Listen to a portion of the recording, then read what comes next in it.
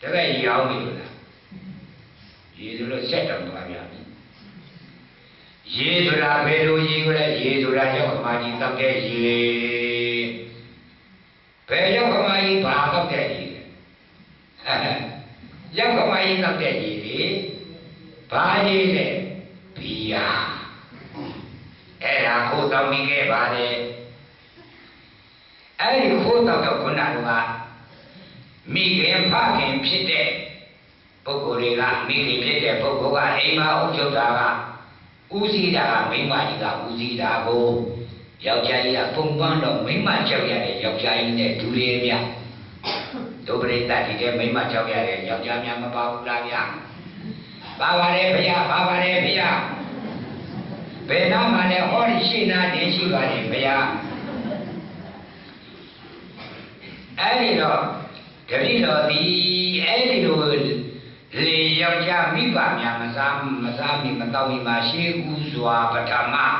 ခေါင်းရင်းကထိုင်တဲ့အခါမှာလည်းပဲစားတဲ့အခါမှာလည်းဦးဖြာခူးရင်ခွက်ရင်နဲ့ခူးရင်ခရင်နဲ့အဲ့ဒီလိုစားပြီးပါတယ်ဗျာခိုးစားတာဟိုထဲမှာဆိုလို့ရှိရင်မွေးပိစာကတိတ်မှအန်လာဘူးလို့ပြောခဲ့ပြီမို့လားမွေးပိစာစိတ်ကောက်တိတ်မရှိဘူးလို့စိတ်အောက်တန်းသာစိတ်လို့ပြောနေတာမွေးပိစာကောက်ဆိုတာဘာမဟုတ်တဲ့အချာကိုချုံမတွေးနဲ့ခွေတရုပ်ကြီးကပေါင်းပြီးတယ်လေသွားမဖြစ်သေးနဲ့အဲ့ဒီမွေးပိစာမကောင်းတဲ့အတွက်ကြောင့်ခိုးလို့ခြင်းတဲ့အလေးအကျင့်ပေါ့ဒါကြောင့်မိမိအိမ်ကဟာလဲခိုးတယ်အခြားတစ်ပါးသောသူတစ်ပါးတို့ရဲ့လုခင်ငယ်မှာလဲသူဟာခိုးဝတ်ခဲ့တယ်သူများရဲ့လုခင်ကံကြီးမယုတ်တိကြီးနံကြီးပဲကြီးတစ်ပါးကြီးအဲ့ဒါတွေလဲခိုးခဲ့တယ်သူများအိမ်ကစားဝယ်တောက်ဝယ်တွေကိုလဲအဲ့ဒီလိုမရစားဝယ်တောက်ဝယ်ကိုလဲအရှိမရှိမတိအောင်ခိုးခဲ့တဲ့အတွက်ကြောင့်အဲ့ဒီလိုခိုးညတော့လေအိမ်ကမိခင်ဖခင်တို့ကြတော့ဟဲ့ကောင်မညာကြတယ်စားပြတယ်မဟုတ်လားမေးတယ်ရောက်ခမနဲ့ရောက်ကတိကယောက်ျားကလည်းမေးတော့မစားပါဘူးအဖေရဲ့မစားပါဘူးအမေရဲ့လိန်နာစားခိုးလာကအဒိဏဒါနအကုသိုလ်ကတည်းမစားပါဘူးလို့လိန်နဲ့မုဒ္ဒဝါဒသိက္ခာပုဂ္ဂိုလ်ကျူးလွန်တာကတပည့်ဘယ်နှပြည့်လဲနှစ်ပြည့်ဆိုတကူလုံးတော့လုံလောက်ပြီတဲ့နှစ်ပြည့်မိုးလိုက်ပြီလုံနေဘူးလားမလုံဘူးဗျာမလုံမဲ့အပြင်မှာကြည့်လိုက်တာမှဟုတ်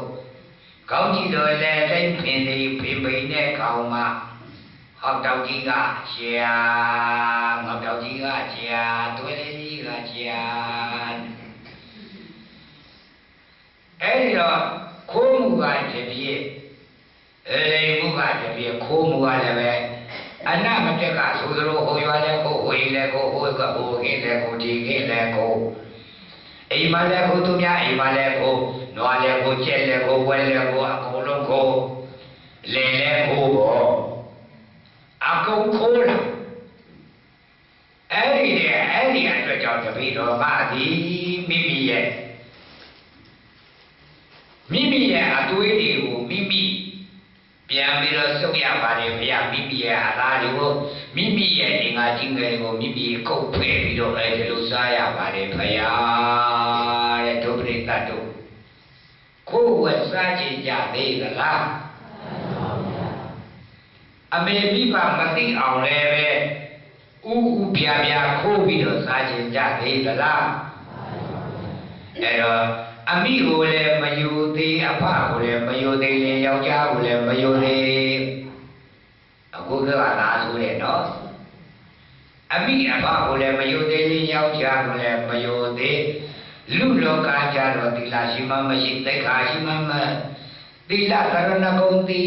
မြင့်မှမသိအရှိအမြင့်မှမသိ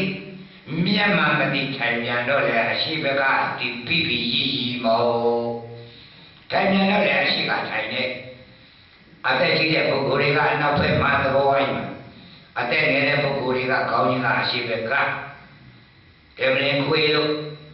အတဲကြီးတဲ့ပုဂ္ဂိုလ်တွေကသဘောဝိုင်းမှာနောက်ဘက်ကကျုပ်ညုံလေးထိုင်လို့ခေတ်က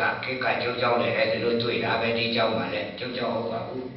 ဟိုဘုန်းကြီးကြောင်းမှာဟိုဘုန်းကြီးကြောင်းမှာအဲဒီလိုတွေ့ပါတယ်ဒါကြောင့်မို့လို့အဲဒီတပီးချွေးမှဒီလူဘဝကခိုးခဲ့တဲ့သရဏတွေလူဘဝကလိမ်ခဲ့တဲ့သရဏတွေကြောင့်ချမ်းသာအတိမရရှိတဲ့ပြိတ္တာဘောဟာရာခြင်းဖြင့်တပည့်တော်မှာကိုဖဲ့စားရတဲ့ဘဝမို့လို့အရှင်ဘုရားကဲတော်မူပါဦးဘုရားကဲတော်မူပါဦးဘုရားအဲဒီကြပါအရှင်ဘုရားကြုံရဘုံဘဝမှာဖြင့်တပည့်တော်ရဲ့ဘဝမှာဖြင့်အသာယောအသာအယုပါမကြမ်းအဲ့လိုကုတ်ဖဲ့စားနေရတဲ့အတွက်ကိုအမလေးရှင်မဂ္ဂလာမထေရကြီးဘုရားကဲတော်မူပါဦးဘုရားကဲတော်မူပါဦးဘုရားကဲတော်မူပါဦးဘုရားကဲနိုင်လားရှင်မဂ္ဂလာကဲအဟုသူပဲကမ္မတကောကမ္မဒါယတောကမ္မယောနိကမ္မဘာနုကမ္မပရိကရဏောမိမိပြုတဲ့ကာမိတာလည်းဥစ္စာမိမိပြုတဲ့ကာမိတာလည်းကဲမိမိပြုတဲ့ကာမိတာလည်းကဲမိမိပြုတဲ့ကာမိတာလည်းခံရတယ်ကာမိတာလည်းဥစ္စာကာမိတာလည်းအနှစ်ဒါယတော့ကမ္မတကောကမ္မဒါယတော့မိမိရဲ့ဥစ္စာကမ္မယာကမ္မယောနိကံဒီတာလည်းပြုပေးနိုင်တယ်တဲ့အဲ့တော့သူပြုထားတဲ့ကံကကုသိုလ်ကံကအကုသိုလ်ကံနေလားအဲ့ဒါကြောင့်လူဘဝရောက်တဲ့အခါမနုဿတဘာဝဒုလဘလူရလူပြည်လောကလူဌာနရောက်တဲ့အခါမကောင်းတဲ့အကုသိုလ်ကံဒုစရိုက်ဟူသမျှကိုတော့ဒုပရိသတ်တို့ပြုခြင်းကြသေးသလားမပြုခြင်းကြတော့ဘူးလားပြုခြင်းကြသေးတယ်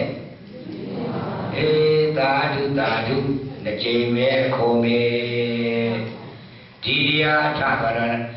ဘုရားကြပြန်တော့မပြုခြင်းတွေကိုအိမ်ကြကြအိမ်ကြရင်တော့ပြုခြင်းပြီးအိယာဝဲတဲ့တခုလိုစိလိတ်တို့သာပြီးသောပြီးလေတခုလိုစိလိတ်တို့ဟုတ်တယ်မလားအဲ့ဒါအကုသိုလ်တွေမဟုတ်ဘူးလားစိလိတ်တို့တို့တွေကတို့ဒါကြောင့်သောတာပန်ပုဂ္ဂိုလ်ဟာဒိဋ္ဌိနဲ့ဝိသိကိစ္စပယ်လိုက်တဲ့အခါကျတော့ကာမရာဂ ानु တယောအတုသေးဒီကာမရာဂခိနေတယ်လောဘဆိုတဲ့ဘဝရာဂ ानु တယောအတုသေးဒီခိနေတယ်ရှိနေသေးတယ်လုပ်ချင်သေးတယ်သောတာပန်တော်မှာလုပ်ချင်သေးရင်ပုထုဇဉ်ဆိုရင်တော့ကြည်လိစာလေးနှကောင်းထပ်သလိုပါဟုတ်လားအဲလိုနေမှာပဲလို့ကဲကြည်နေတော့အဲဒီလိုအမျိုးသမီးကနေပြီးတော့မေးအမျိုးသမီးကိုမေးပြီးတဲ့အခါကျတော့အမျိုးသားအိမ်ရှင်ယောက်ျားကြီးကိုမေးတော့မယ်အိမ်ရှင်ယောက်ျားဖြစ်ခဲ့တဲ့အသိယောက်ျားကြီးအသိပြိတ္တာယောက်ျားကြီးအသိကအဘဲကြောင့်မိမိခေါင်းကိုမိမိတန်သူရည်နဲ့ထုကပ်ပြီးတော့တွေးတရဲတန်တရဲနဲ့ပိန်ကွဲပြီးတော့အဲ့ဒါလိုအမြဲတည်းထုနေရတာလေတကားတော့ပြိတ္တာရဲ့တကားတော်လို့ဖြစ်ပါဘူးငါဆိုးပြိတ္တာရဲ့ကိုပြောမှဖြစ်ပါပြိတ္တာတော်တယ်ပြောလို့မဖြစ်ဘူးတကားတော်လို့မဖြစ်ဘူးငါဆိုးလို့ပြောမှအဲ့ဒီတော့မာနပါဗျာတပည့်တော်လူပြည်လောကလူဌာနတို့ကပွဲစားကြီးလုပ်ခဲ့ပါတယ်ဗျာလူပြည်လောကလူဌာနတို့ကဂုဏ်ငယ်ကြီးလုပ်ခဲ့ပါတယ်ဗျာလူပြည်လောကလူဌာနတို့ကတပည့်တော်တေဇဖြစ်ခဲ့ပါတယ်ဗျာပွဲစားဂုဏ်ငယ်ကြီးတွေလေအဲ့ဒါတော့လူပြည်လောကလူဌာနတို့ကဟိုရက်တွေရွာတွေနယ်တွေမြို့တွေမှာရှိတဲ့လူတွေအပေါ်မှာချိန်ရှင်းလဲအလေးရှင်းလဲတောင်းရှင်းလဲကတ္တာရှင်းလဲ ကတ္တအပြည့်ချိန်မပိတ်ခဲ့ပါဘူးဝယ်တဲ့နေရာမှာအိုးယူတဲ့သူမြချိန်ပေးတဲ့အခါမှာရုပ်ပေးတယ်စီမလည်းတပိဋ္ဌာစီချင်းပေးရမယ်နေရာကြတော့90မှကြာသားပဲပေးပါလေတပိဋ္ဌာမပြည့်ပါဗျာချက်ဝယ်ပြန်တော့လေချက်သားဝယ်ပြန်တော့လည်းပဲတတိတော်အသိသားဝယ်တော့လည်းပဲ20 3ကြာသားလောက်20သားလောက်ပဲပေးလိုက်ပါလေအလေးခိုးထားပါလေဗျာပေါ့အလေးခိုးတယ်တောင်းစင်လေတင်းစင်လေဆိုတာအလေးခိုးတာပြောတာဆိုတော့ကွက်ပြီးတော့ယူတာဇဘာချင်းတာဇဘာမတိမတာလှုပ်ပြီးတော့တို့ကွက်ကလေးနဲ့ချင်းယူတာဆံကိုတို့ကွက်ကလေးနဲ့ချင်းယူတာပရိကြပြန်တော့လည်းပဲဒဇင်းသာလေးတိုက်ပြီးတော့ရွှေခိုးယူရတယ်အဲ့ဒါဟုတ်လားအဲ့လိုလူဘဝတုန်းကကောက်ချစ်ရှင်းလဲတဲ့သူတစ်ပါးရဲ့ပစ္စည်းကိုနည်းနည်းပဲရအများကြီးပဲရအဲ့လိုကောက်ချစ်ရှင်းလဲတဲ့အနေနဲ့ခိုးပြီးတော့လည်းယူခဲ့ပါတယ်ဝှက်ပြီးတော့လည်းယူခဲ့ပါတယ်အဲ့ဒီအတွက်ကြောင့်ဘုရားတပည့်တော်သည်တန်လူကြီးနဲ့အဲ့ဒီလိုကိုပြန်ပြီးတော့တက်ပြီးတော့ပေါက်ပြဲအောင်နဲ့ပြီးတော့နေရပါတယ်ဘုရားလို့အဲ့လိုလျှောက်ထားပြန်တယ်အဲ့ဒါခုနကမိမကြီးဟိုဟာရဲ့ရောက်ခမအထီးလက်ဥဆိုလက်ဥဆုံးတွေ့တာကဟိုကောင်မလေးရဲ့ယောက်ျားသူကဘာလုပ်ခဲ့တယ်လက်ဥဆုံးယောက်ျားဖြစ်တာကဘာလုပ်ခဲ့တယ်မိဘကိုစော်ကားခဲ့တယ်အမေအဖေကိုပြစ်မှားစော်ကားခဲ့တယ်အဲ့ဒီအကောင်လေးရဲ့မိမပြစ်တာမှလေးကဘာလုပ်ခဲ့တဲ့လဲခိုးပြီးတော့စားခဲ့တယ်မိဥပါဘူးခိုးပြီးတော့စားတယ်ယဟန်တမတို့ရဲ့ဆုံးဥကုန်းဥကိုခိုးပြီးတော့စားခဲ့တယ်ယောက်ျားတို့ရဲ့ဓမေဟူဟင်းဟူကိုခိုးပြီးတော့စားခဲ့တယ်သီလသရဏဂုဏ်ရှိကြတဲ့ပုဂ္ဂိုလ်တို့ဤစားစရာတောက်စရာဟူသမျှကိုဂုတ်ပြီးတော့ဖွက်ပြီးတော့စားခဲ့တယ်စားပြီးတော့မစားပါဘူးလို့လိန်ခဲ့တယ်မဟုတ်ဘူးလားခုနကတော့အမျိုးသားရဲ့တက္ကမလေးချွေးမလေးဟုတ်တယ်မို့လားအခုရောက်ခတိကြီးကြတော့ဘာလုပ်တဲ့ရောက်ခတိကြီးလဲလူဘွားတို့ကလူဘွားတို့ကပွဲစားကြီးဘောလူဘွားတို့ကသဘာပွဲစားကြီးဝါပွဲသားကြီးနန်းပွဲသားကြီးပွဲသားအမျိုးမျိုးမဖိပွဲသားပဲပွဲသားသာပွဲသားအဲ့လိုပွဲသားလုပ်ပြီးတော့အဲ့လိုအများဆုံးနေပေါ့10 ဘုံတစ်ဘုံမစားပဲမဲ့10 ဘုံ5 ဘုံလောက်စားခဲ့တဲ့ကောက်ချစ်စင်းလဲတဲ့ပွဲသားကြီးကုန်တယ်ကြီးဖြစ်ခဲ့ပါလေအဲ့ဒီယောက်ျားကြီးကဟုတ်လားဖြောက်တန်းစင်ကျဲတဲ့ယောက်ျားလားဒုပရိသတ်တို့ခမည်းတော်ကခုနကအယောင်းဝယ်မလုပ်ခဲ့ဘူးလားအဲဒီကလာတဲ့ပရိသတ်တွေမလုပ်ဘူးလားအမလေးစပီးပဲဖြစ်ဖြစ်ဆိုင်ကဲပဲဖြစ်ဖြစ်ကားပဲဖြစ်ဖြစ်နာပဲဖြစ်ဖြစ်ပဲဖြစ်ဖြစ်အယောင်းဝယ်မလုပ်ဘူးလားအဲဒီနေရာမှာတင်းမပြီးချက်မပြီးအလေးမဖြစ်နဲ့အလေးခိုးတဲ့တက္ကမလေးချက်တတိထားတင်းခိုးတောင်းခိုးပြီးတော့အလေးမဖြစ်တဲ့အချိန်မဖြစ်တဲ့တက္ကလေးတက္ကမလေးချက်တတိထားလူဘဝကအဲ့လိုမကောင်းမှုအကုသိုလ်ဒုစရိုက်တွေကိုယူလိုက်ပြီလို့ရှိရင်ပြိတ္တာဘဝဟောပွဲလာဂုံတယ်ကြီးလို့ပြိတ္တာဘဝကိုတန်လူနဲ့ထုပြီးတော့အမြဲတည်းအတိဒုက္ခရောက်နေတဲ့ဘဝကိုခံရရလိမ့်မယ်တို့ပြိတ္တာတို့ရဲ့ဘယ်နှယောက်ပြီးသွားမလဲရှင်မောင်လာကြီးဒီ3ယောက်ကိုမြည်ပြီးတဲ့နောက်မှာကောင်းကြီးတို့လက်သိမ်းဖိဖိနဲ့ယောက်ျားကောင်းကြီးတို့လက်သိမ်းဖိဖိနဲ့မိန်းမအကုသလဝိပေကဲဘယ်အတွက်ကဲဘယ်အတွက်ကဲဘယ်ဘဝမှာဘယ်လိုများလုပ်ခဲ့ပါလဲလို့အဲ့လိုရှင်မောကလမေးတဲ့အခါကျတော့မှန်လားပါဗျာဒါဘုရားတပည့်တော်ဒီဟိုအချိန်အခါက လူဘဝဒုတိယဆိုတဲ့လူဘဝဘုတတိယဆိုတဲ့တိတာဘဝမရောက်ခင်ဒုတိယဆိုတဲ့လူဘဝတုန်းကအိမ်မှာအကြီးအကဲအုပ်စီးတဲ့လင်မောသားဘောချွေးမဘောမှာတပြီးတော့လက်ဝကြီးအုပ်ခဲ့တဲ့လက်ဝကြီးအုပ်မကြီးပါဗျာတဲ့ဘာလဲလက်ဝကြီးအုပ်လဲအစကရာသူပြီးမှပြီးရတယ်သူကပေးဆိုမှပေးရတယ်သူကကျွေးဆိုမှကျွေးရတယ်သူကယူဆိုမှယူရတယ်အဲ့ဒီတော့အမိတ်အာနာဩဇာတွေကပြည်စုံတဲ့မိမကြီးလက်ဝကြီးအုပ်တဲ့အိမ်မှာလက်ဝကြီးအုပ်တဲ့မိမကြီးအဲ့ဒီတော့လက်ဝကြီးအုပ်တော့သူများလို့လားဗါလဲဘုန်းကြီးဟာတော့ဒီကမ္ဘာဟာကြတော့ဘေးလာကံလာဘုန်းကြီးဟာကြတော့မူရင်ပဲတယ်ဆိုတော့အဲ့ဒီမိမကြီးကတချို့ဒီကမ္ဘာတွေကြတော့ဘုန်းကြီးကလူလိုက်တာရဲသွားလူတယ်လေတချို့ဘုန်းကြီးတွေကြတော့သူတို့ဟာတောင်းလို့ရှိမူရင်ပဲရင်မပွေးချင်ဘုန်းကြီးကစီနေဘုန်းကြီးကစီနေကတိနေကတိလည်းနေနေတယ်အာဘဆိုဂျိုနဲ့လာဘုန်းကြီးကမာသားတွေလေဘေးဘုန်းကြီးနာဘုန်းကြီးတာဘုန်းကြီးတွေပေါ့ဘေးဘုန်းကြီးနတ်ဘုန်းကြီးတာဘုန်းကြီးဘိုးတော်ဘုန်းကြီးတွေပေါ့အဲ့ဒီတော့အဲ့ဒီမိမကြီးကခုနကအိမ်ကြီးချင်းကလာပြီးတော့အမကြီးကျမတို့အိမ်မှာဧည့်သည်ရောက်ရင်တစ်ဖြစ်အိမ်မှာလွယ်တဲ့တူမရှိလို့အမကြီးရဆန်းလေးပဲဖြစ်ငါတို့ဒီနှလုံးလောက်ချီပါတို့ဘုံမလျှောက်ကလေးပဲနည်းနည်းဖြစ်မြတ်ပါအိမ်မှာဧည့်သည်ရောက်နေလို့အိမ်မှာစီမရှိလို့စီလေးလည်းပဲခုနကနှစ်ချာခွဲလာတော့ပဲဖြစ်ခိုက်တာခဏချီပါမရှိပါဘူး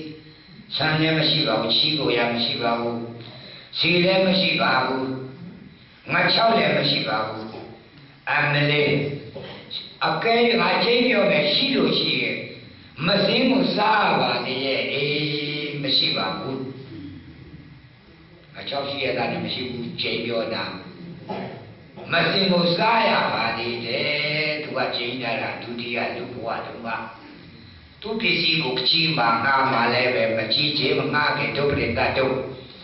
ဒီထဲမှာမကြီးခြင်းမငါခြင်းနဲ့ဟိုချုပ်ကုန်းရွာကတိုက်စုပ်ကြီးကပေးသွားတဲ့ကျော်တော်တဲ့ဘုံတို့ချုပ်ကုန်းရွာအလေအရှိပြာနာမှာတိုက်စုပ်ကြီးနဲ့ကိုဦးကျော်စောနဲ့ဒေါ်ဘုံတို့လိုမပေးရမကမ်းရမလူရမကြီးရမငားရတဲ့အဲ့လိုပစ္စည်းတွေဒီနေရာမှာဒီလေပင်မှာချီချလိုက်ကျော်စောတို့ရဲ့နေရာဒီမလွတ်ခင်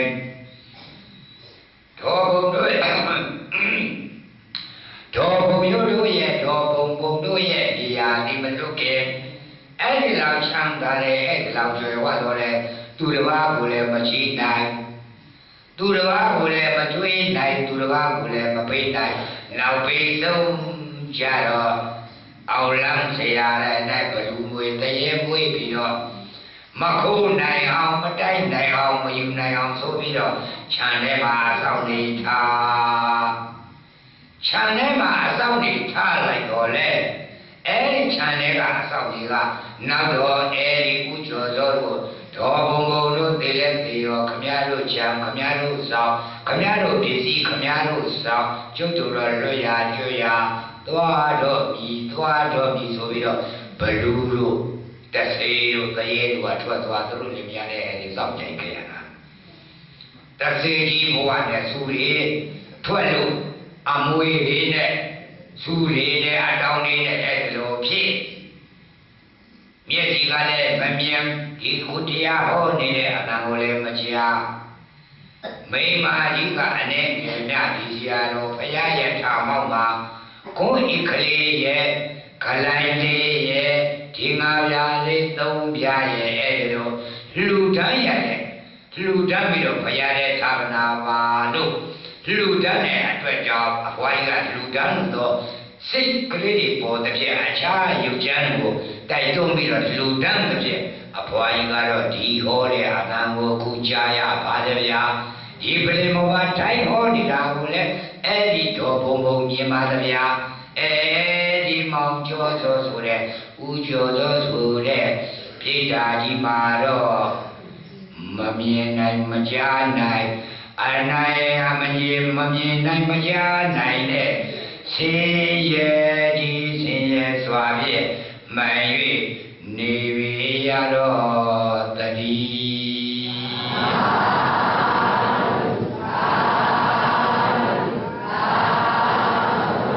အဲ့ဒီပြည်ဓာနဲ့အကြောင်းဆက်စလို့ဦးကျော်စောတော်ဘုံဘုံတို့ကိုထဲဟောတာကိုလည်းပဲသာသမီမြည်မြည်တီးကျွတ်ဆက်တော်ကြတဲ့ရွှေမျိုးတော်တတ်တဲ့ပုဂ္ဂိုလ်တို့ကလည်းဒီဆရာတော်ဒီတရားကိုထဲဟောရမလားလို့ဆရာတော်အပေါ်မှာလည်းအပြစ်မနေကြပါနဲ့အပြစ်လည်းမမြင်ကြပါနဲ့တိုက်ဆိုင်နေတဲ့ဖြစ်အဲဒီလိုဟောလိုက်ပြောလိုက်တော့အဲ့ဒီအဝိုင်းကတစ်စင်ကြားမှာသူယောက်ျားဖြစ်တဲ့ဦးကျော်စောကိုတစ်စင်ပြောတဲ့ဖြစ်ဦးကျော်စောဒီတတိတံဝေကရပြီးတော့လင်မယားနှစ်ယောက်ပြိတ္တာဘဝမှာကျွတ်ဖို့အရေးကိုဓမ္မရွှေမေးချက်ကတရားသံလေးပေးရတာပါဗျာဟုတ်လားတရားသံလေးပေးရတာဒါကြောင့်မို့လို့အဲ့ဒီမလူနိုင်မတန်းနိုင်မပေးနိုင်မရှိနိုင်မငါနိုင်အိမ်မှာလက်ဝကြီးဟုတ်တဲ့ရောက်ခမမိမ့်မသူဒိဋ္ဌာမကြီးသည်ဟဲ့အတင်ဒိဋ္ဌာမဘာအတွက်ကြောင့်သင်ဟာမစင်တွေကိုကိုယ်ဖိမှထွက်တဲ့မစင်တွေသင်ဟာစုပ်ပြီးတော့အာရပါရနဲ့တုတ်နေတာလေလို့ရှင်မောက္ခလန်ကမေးတယ်ကမှန်လားပါဗျာဘုရားတပည့်တော်ဒုတိယဆိုတဲ့လူကမှာဖြစ်မိမိရဲ့ပစ္စည်းပစ္စယဆိုလို့ရှိရင်တော့မိမိအိတ်ထဲကမပေးပါဗျာသူတစ်ပါးရဲ့ပစ္စည်းပစ္စယဆိုရင်သူတစ်ပါးရဲ့အိတ်ထဲကအင်ကြီးအိတ်ထဲကဟာကိုတပည့်တော်နိုင်ယူပါတယ်ဗျာတပည့်တော်ပစ္စည်းဆိုလို့ရှိရင်စနုံးမုတ်တစုံမြမပေးပါဗျာတပည့်တော်ပစ္စည်းဟူသားများစီလေးချေးတာကစပြီးတော့မပေးပါဗျာတပည့်တော်ပစ္စည်းဟူသားများအင်းလေးတစ်ခွက်မများဧည့်သည်လာလို့ကျွေးခြင်းမွေးခြင်းတို့အင်းလေးခိတ္တကနာဒီတစ်ခွက်ကိုအစားပေးပါမယ်ပေးပါလို့တောင်းတော်လဲအဲ့ဒီအင်းလေးတစ်ခွက်ကိုများခိတ္တကနာမှာမချီမငါမပေးပါဗျာဒါဖြစ်ရင်ဗုဒ္ဓရှင်တော်မြတ်ဘုရားဤသားတော်ဖြစ်တဲ့ရဟန်းတော်တွေကို၎င်းဗုဒ္ဓရှင်တော်မြတ်ဘုရားကို၎င်းဗုဒ္ဓရှင်တော်မြတ်ဘုရားရဲ့သားတပည့်တကားဖြစ်ကြတဲ့အာလုံးသောဒုက္ခတိပုဂ္ဂိုလ်ဒုက္ခတိပုဂ္ဂိုလ်တွေ့ခိပုဂ္ဂိုလ်တိခိပုဂ္ဂိုလ်ဆိုတဲ့ပုဂ္ဂိုလ်လေးမျိုးလေးသာတတိယဖြစ်သောတာပန်တရာဂနာဂယန္တာဆိုတဲ့ပုဂ္ဂိုလ်ရှင်မျိုးစေစာတစ်ချိန်နှစ်ပါးသောပုဂ္ဂိုလ်များကိုပုဂ္ဂိုလ်တစ်ချိန်နှစ်ယောက်သောပုဂ္ဂိုလ်တို့ကိုသင်လူဘူးခဲ့လားမှန်လားပါတတိတော့မလူဘူးကြောင်းပါဗျာမလူဘူးကြောင်းပါဗျာအဲ့ဒီတစ်ချိန်နှစ်ပါးသောပုဂ္ဂိုလ်တို့ကိုဆွမ်းလင်းများပြပြီးတော့ကျွေးဘူးသလားမကျွေးဘူးကြောင်းပါဗျာအဲ့ဒီတစ်ချိန်နှစ်ပါးသောအလူဟာပုဂ္ဂိုလ်တို့ကိုအစာရည်သာများပေးဘူးသလားကျွေးဘူးသလားအစာရည်သာလည်းမကျွေးဘူးမပေးဘူးအပြာရသမျှအာတပည့်တော်မရဲ့အိတ်ကျေကိုသာတဲ့လေယောက်ျားကပေးမယ်ကောင်းမယ်လို့လို့ရှိမပေးနဲ့ပိတ်ပင်ထားပါတယ်ဗျာတာကသမီးကပေးမယ်လို့လည်းဒီလိုလက်ရွယ်ချီပဲရွယ်ဒီလိုရှိရဲ့နိုင်ရေကပြပြီးတော့မပေးဖို့တပည့်တော်တားမြစ်ပါတယ်ဗျာရှိစားမအောင်လူလည်းမလူဘူးဒါဖြင့်အယုံဆုံးမေးလိုက်မယ်အသင်ပြိတ္တာမကြီးလူလောကတော်မှာအိမ်အောင်မှာနေတဲ့ခွေးတော်တင်တွေ့ခဲ့တာမှန်လားပါဗျာတပည့်တော်ရဲ့ပစ္စည်းပစ္စယလေးထိတ်နေတဲ့ခွေးတောင်မှဝါအောင်တပည့်တော်မတွေ့ပါဘူးလက်ကြီးကနေကကြံတဲ့လက်သေးရည်လေးနဲ့ ပကံများကပါတဲ့သမင်းလုံးလေးလောက်များကတတိတော့ခွက်တဲ့ပြီးတော့နေတာပဲတန်တယ်ဆိုပြီးတော့ကျွေးခဲ့တာပါဗျာတဲ့ခင်းတယ်ဒုပရိသတ်တို့အဲဒီလိုမိမကြီးနဲ့သာတွေ့ရင်တော့ငါတော့ပဲငါဝမ်းပူစာမနေတာသိရပါတော့မယ်အဲလိုမိမမျိုးကြီးနဲ့များတွေ့ရင်ဒုပရိသတ်တို့အဲဒီလိုအမေမျိုးအဲဒီလိုအဖေမျိုးအဲဒီလိုမိတ်ဆွေတွေကအဲဒီလိုတရားဓမ္မမျိုးနဲ့တွေ့ရင်တော့ဓမ္မရွေးမေးဆက်စရာတော့မစားရမသောရလို့သိရပါလိမ့်မယ်ကျွေးကြပါလားသာဝကတို့ရဲ့တိုက်ကြပါလားသာဝကတို့ရဲ့အခုနောက်မှာမိမကြီးကိုမကျွေးချင်ဘူးလားခုနဒုက္ခဖြစ်နေတဲ့မိမကြီးကိုလေနင်တို့စလုံးမောက်တစုံကြီးလို့လားကျွေးချင်ဘူးလားငါမေးတာဖြေလားပါဇာပေါက်ဒီဘာပိတ်အဲ့ဒီမိမကြီးရဲ့အာကြီးပိတ်ဟုတ်ပါသူကလုံကြီးမပါတော့အဲ့ဒါရပတ်ကိုပဲတော့ပေါက်သွားအဲ့ဒီတော့လူဘွားတို့ငါလည်းမပေးခဲ့မကျွေးခဲ့ဖယားကိုလည်းအာယုံမှာပြုတရားကိုလည်းတရားကလည်းမရှိသံဃာကလည်းမရှိဖယားမသိတရားမသိသံဃာမသိတဲ့ဥစ္စာတွေရှိပြီရှိ냐တော့လည်းပဲဥစ္စာတွေရှိပြီရှိ냐တော့လည်းအခုသူတတ္တိယဘဝကြတော့အကြီးအကျယ်တပိတော်မှာဒုက္ခရောက်လာပါပြီဘုရားတတ္တိယဘဝကြီးမှာတပိတော်ပြိတ္တာမှာကြီးဖြစ်တဲ့ဖြစ်မစားရမသောရမဝရနဲ့နေတရားမရှိတော့ကျိုးတောင်ကြသူကျိုးဆိုရသင်္ကုတ်တို့သင်္ကုတ်ချာမှာ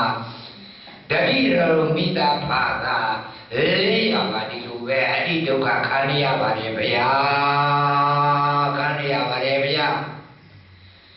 ကြည့်ရှိတော်မူပါအောင်စောင့်ရှောက်တော်မူပါအောင်အဲဒီရှိမောကလယန္တာရှင်များကြီးကလည်းနတ်တော်နာကံပတိအတောကံမစိုးရိမ်မဲ့နာအတောကံစိုးရိမ်နေမဲ့ရှိဝိရဇံယံဒီဟုသောပြုလည်းမရှိတရားနာကြီးကခေမံငါမဖေးလည်းမရှိဘူးသင်တို့ဟာကဲကြရလဲငါမှမရှိဘူးသင်တို့ရဲ့ကဲတရားအတော်ကြီးကတော့သင်တို့ရှိဒုတိယလူဘဝပြုခဲ့တဲ့ဒါနကုသိုလ်ရှေ့လူဘဝကဒုတိယဘဝကသောက်တည်တဲ့သီလကုသိုလ်ရှေ့လူဘဝဒုတိယဘဝကပွားများရတဲ့ဘာဝနာကုသိုလ်အဲဒီကုသိုလ်စရဏတရားတို့သည်ကမ္မတကောအဲဒီခန္ဓာလေးရဲ့အထုံးကမ္မဒါယတော်အဲဒီခန္ဓာလေးပြုခဲ့တဲ့ဒါနကံသီလကံဘာဝနာကံဒီဒါယတော်ရှိတဲ့ဥစ္စာဖြစ်ပြီလေ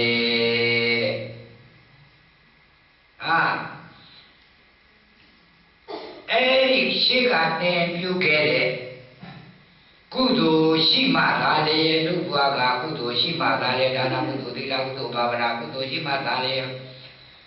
ကမ္မဒါယတော်ကမ္မယောနိတရဲ့နှလုံးသွင်းတဲ့ကာမသင်ရဲ့ဥစ္စာပဲလို့မှာကမ္မဘာသူအဲဒီရှိဘဝက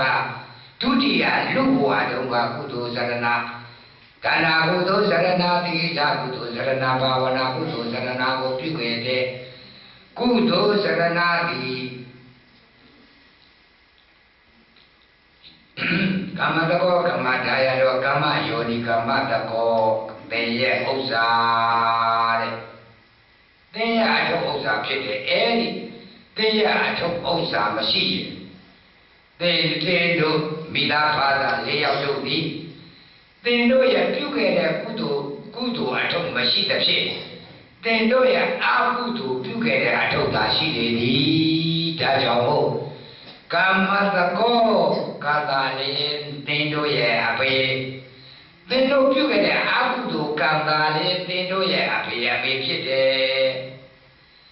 က သင်တို့ပြုခဲ့တဲ့အကုသိုလ်မပေးနိုင်ဘူးမကနိုင်ဘူးမလူနိုင်ဘူးမကျင့်နိုင်ဘူး